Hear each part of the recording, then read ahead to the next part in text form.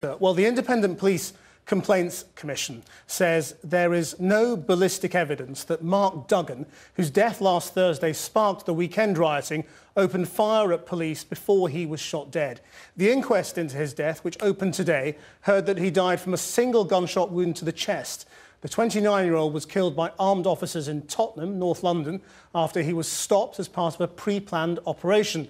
Well, Simon Israel is with me now, so they have completely changed the story. They have. They told me, both the IPC and the Metropolitan Police on Thursday night, when we first broke this story, that there had been an exchange of gunfire, that the victim had fired and that the police had fired back. Today, this evening's statement directly contradicts that. That is not what happened. The only two shots that were fired by one officer. One shot Mark Duggan in the chest, and the other one wounded his right arm. One of those bullets ended up in a police radio. So, first of all, Mark Duggan did not appear to have shot anybody at all. A gun was found belonging to him, or thought belonging to him, at the scene. There's still tests being carried out, but there is no evidence yet that that was used.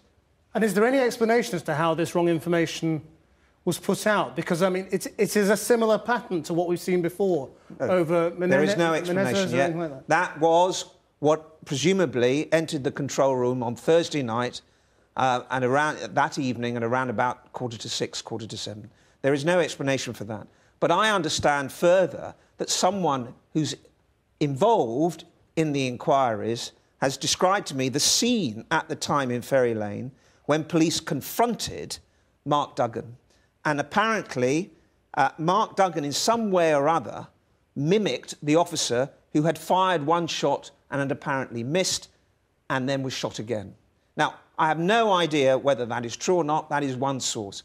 But what I do know is it is only today that the IPCC has interviewed the minicab driver that was taking Mark Duggan, transporting him when he was shot. Simon Israel.